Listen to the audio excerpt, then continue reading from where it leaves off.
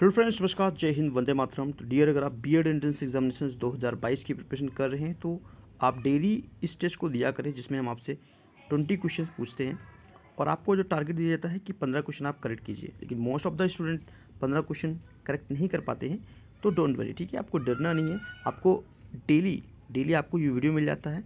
इस वीडियो को डेली देना है आपको। जितने भी इंपॉर्टेंट क्वेश्चन होते हैं मैं बार बार करवा रहा हूँ, जो कि एग्जामिनेशन में एग्जैक्टली पूछा जाएगा, ठीक है। तो अब ऐसा तो नहीं है कि जीएस के 50 क्वेश्चन आते तो जितना मैं पढ़ा रहा हूँ 50 क्वेश्चन सेम आ जाएगा, लेकिन 50 में से आप एग्जैक्टली 40 प्लस क्वेश्चन बना पाएंगे। इस चीज़ की श्योरिटी मैं देता हूँ। अगर मेरे पूरी वीडियोस को आप फॉलो करोगे एग्जामिनेशन तक, तो 50 में से 40 क्वेश्चन ऐसे आएंगे जो कि आपको पढ़े हुए रहेगा, ठीक है। तो बी कंटिन्यू। तो आज का जो क्वेश्चन है, ये क्वेश्चन कई बार एग्जामिनेशन पर रिपीट हुआ है और मैंने भी कई बार आपको बताया है। इस क्वेश्चन पर नज़र डालिए, बहुत इंपॉर्टेंट क्वेश्चन है ये। देखो, मुंबई में आयोजित कांग्रेस के पहले अधिवेशन की अध्यक्षता किसने की थी। यहाँ पर अध्यक्षता पूछ रहा है, तो कांग्रेस के पहले अध्यक्ष बने थे, कौन बने थे डियर? WC बनर्जी, जिसके बोलते हैं व्योमेश चंद्र बनर्जी। मैंने इस क्वेश्चन कई बार करवाया है। देखो, भारतीय राष्ट्रीय कांग्रेस के प्रथम अधिवेशन की अध्यक्षता व्योमेश चंद्र बनर्जी द्वारा किया गया था। इस अधिवेशन में डियर 72 प्रतिनिधियों ने भाग लिया था, ठीक है। और कहाँ पे हुआ था? देखो, कब हुआ था ये याद रखना कि 1885 में हुआ था, ठीक है। कांग्रेस की स्थापना 1885 में किया गया था। किसके द्वारा किया गया था?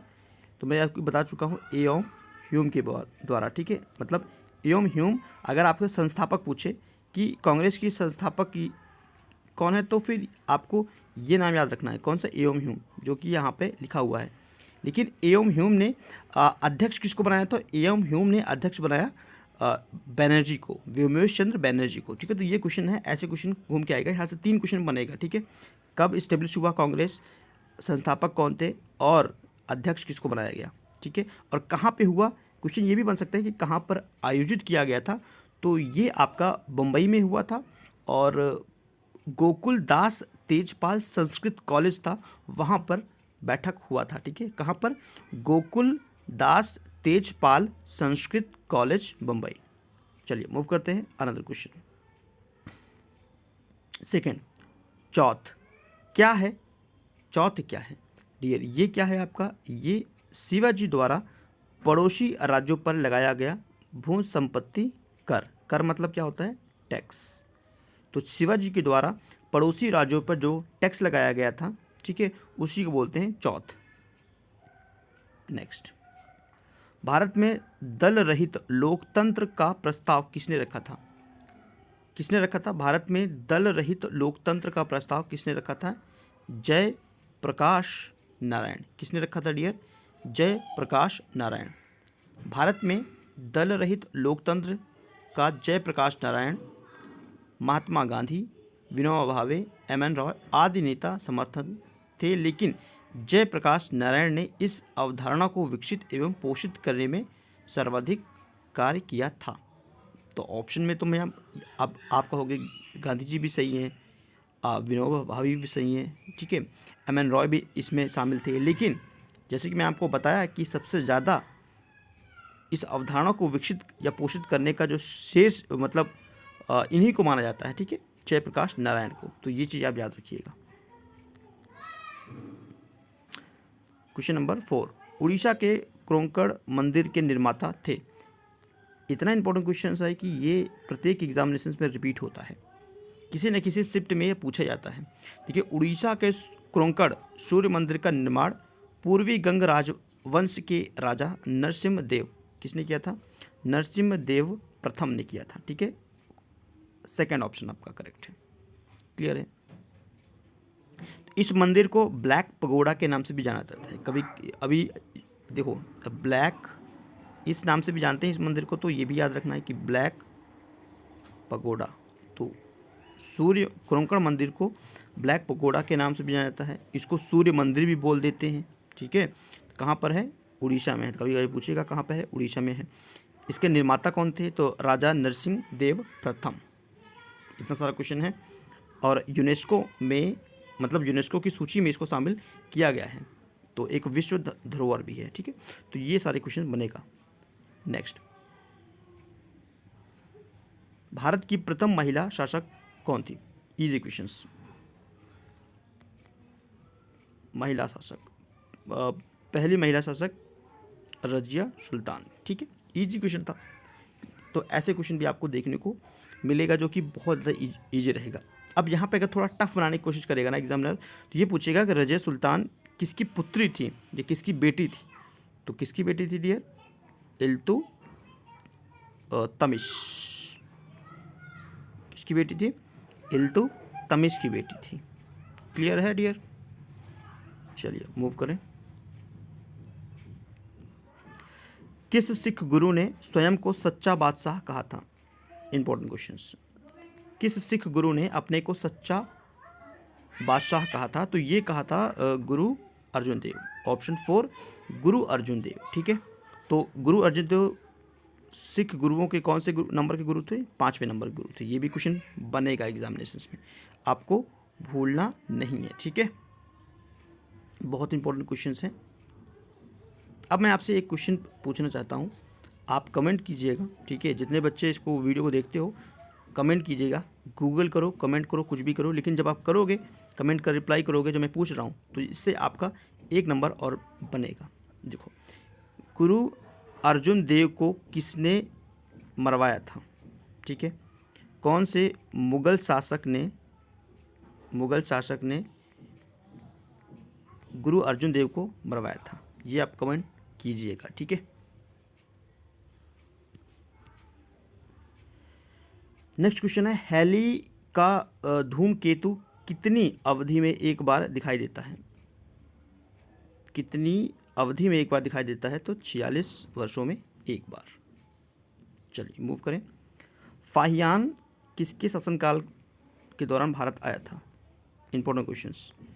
फाहियान चंद्रगुप्त द्वितीय के शासनकाल के दौरान आया था। चंद्रगुप्त द्वितीय। ठीक है, चंद्रगुप्त द्वितीय के शासनकाल में फाहियान आया था। और ह्वेनसोंग तो आप लोग को पता है समुद्रगुप्त के शासनकाल में आया था। ठीक है, बनेगा क्वेश्चन। क्वेश्चन नंबर 10, 1651 में मुगल द्वारा बंगाल में किस स्थान पर ईस्ट इंडिया कंपनी को व्यापार करने और फैक्ट्री लगाने की अनुमति दी थी? Important questions, very important questions, 10 number questions है। कहाँ पर? कासिम बाजार में। कहाँ पर लगाने के लिए अनुमति दे दिया था? कासिम बाजार में। क्लियर है? नेक्स्ट, निम्नलिखित में से वह सागर कौन सा है जो भूमध्य है? कौन सा सागर भूमध्य है? तो अरल सागर। नाम याद रखिएगा। भूमध्य सागर के अगर और भी उदाहरण की बात करें डियर, जिसमें आपका एक सबसे इम्पोर्टेंट है जो एग्जामिनेशन से पूछा जाएगा, एक तो अरल सागर है, एक आपका मृत सागर भी है। ठीक है, और आपका कैस्पियन सागर भी है। ठीक है, ग्रेट सॉल्ट लेक ये भी आपका भूमध्य है। ठीक है, तो ये सारे एग्जाम्पल्स हैं। नेक्स्ट बात करते हैं, क्षोभ मंडल वायुमंडल का सबसे तप्त है क्योंकि? अच्छा, रीजन बताना है आपको। क्षोभ मंडल वायुमंडल का सबसे तप्त है क्यों है? क्यों है?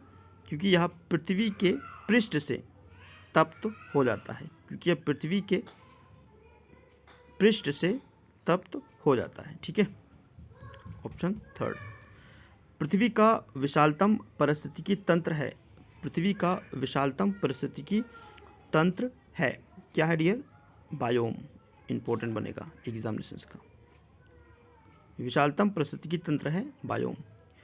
दक्षिणी ध्रुव की खोज किसने किया था? Important questions. दक्षिणी ध्रुव की खोज किसने किया था? एमंडसन ने किया था। किसने किया था? एमंडसन। दक्षिणी ध्रुव की खोज किसने की था? एमंडसन ने। सुभाष चंद्र बोस का जन्म कब हुआ? सुभाष चंद्र बोस का जन्म 1897 में हुआ था। कहाँ पे हुआ था? कटक, उड़ीसा। नेक्स्ट, फिरोजाबाद किस लिए विख्यात है या किस लिए फेमस है? तो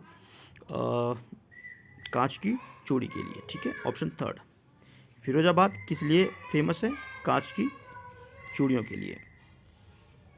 जैसे कन्नौज पूछेगा तो इत्र के लिए फेमस है, कन्नौज इत्र के लिए फेमस है, उसी तरह फिरोजाबाद कांच की चूड़ियों के लिए फेमस है। मोहम्मद बिन तुगलक ने अपनी नई राजधानी का नाम क्या रखा था? मोहम्मद बिन तुगलक ने अपनी नई राजधानी का क्या नाम रखा था? क्या नाम रखा था? दौलताबाद। ठीक है, मोहम्मद बिन तुगलक ने क्या नाम रखा था? दौलताबाद, अपनी नई राजधानी। नेक्स्ट, उद्यान कृषि के लिए सर्वाधिक उपयुक्त जलवायु कौन सी है? इंपॉर्टेंट है, कौन सी जलवायु उद्यान कृषि के लिए है? कौन सा है डियर? भूमध्य सागरी। ठीक है, भूमध्य सागरी। नेक्स्ट, डेमोक्रेसी शब्द किस भाषा से उत्पन्न हुआ है? डेमोक्रेसी, तो ये आपका कौन सी भाषा से उत्पन्न हुआ है? लैटिन नहीं, जर्मन भी नहीं, फ्रेंच भी नहीं, कहाँ से उत्पन्न हुआ है? ग्रीक से। ठीक है, क्लियर हो गया? पूछेगा एग्जामिनेशन में। डेमोक्रेसी मतलब होता है, अच्छा इसका मतलब अगर जानना है तो होता है जनता का शासन। जनता का शासन मतलब अगर मैं पूछूं कि इंडिया कैसा देश है तो आप लोग कहोगे इंडिया डेमोक्रेसी कंट्री है, मतलब यहाँ पर जनता का शासन होता है। ठीक है, जैसे नेपाल की बात करें या पाकिस्तान की बात करें तो वहाँ पर आर्मी का अधिकतर बोलबाला रहता है, लेकिन अच्छा पाकिस्तान भी वैसे डेमोक्रेटिक कंट्री कहलाता है, लेकिन वहाँ पर जो सैनिक हैं उनका ही परचम रहता है। ठीक है, चलिए नेक्स्ट क्वेश्चन है, मोहनजोदड़ो की सिंधु घाटी सभ्यता स्थल किस देश में है? वेरी इंपॉर्टेंट क्वेश्चंस, रिपीट हो सकता है एग्जामिनेशन में, तो बी अलर्ट। जो मोहनजोदड़ो है पाकिस्तान के सिंध प्रांत के लड़काना जिले में स्थित है।